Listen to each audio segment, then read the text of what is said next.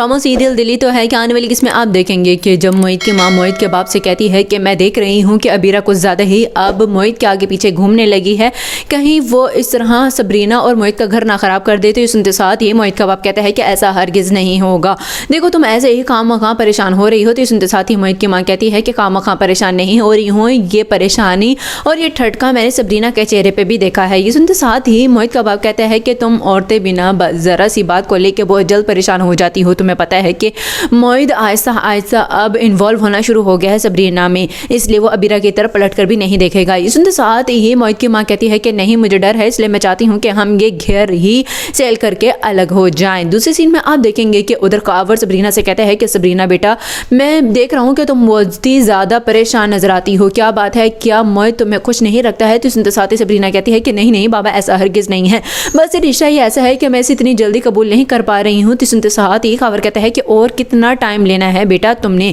अब तो इस रिश्ते को कबूल कर लो। तो सुनते साथ ही सबरीना कहती है कि कर लूंगी, लेकिन आप अपनी सेहत का बहुत ज़्यादा ख्याल रखें, ये सब कुछ छोड़ दें। ये सुनते साथ ही कावर कहता है कि ये सब कुछ तो मैं उस वक्त छोड़ूंगा ना जब तुम इस सब को लेकर जाकर हारून से बात करोगी। ये सुनते साथ ही सबरीना कहती है कि हारून बीच में कहाँ से आ गया? तो सुनते साथ ही कावर कहता है कि हारून से बात करने के लिए इसलिए कह रहा हूँ क्योंकि वही अबीरा को समझा सकता है और तुमसे दूर लेके जा सकता है। जब तक वो जिंदगी में है कभी भी सुकून नहीं रहेगा।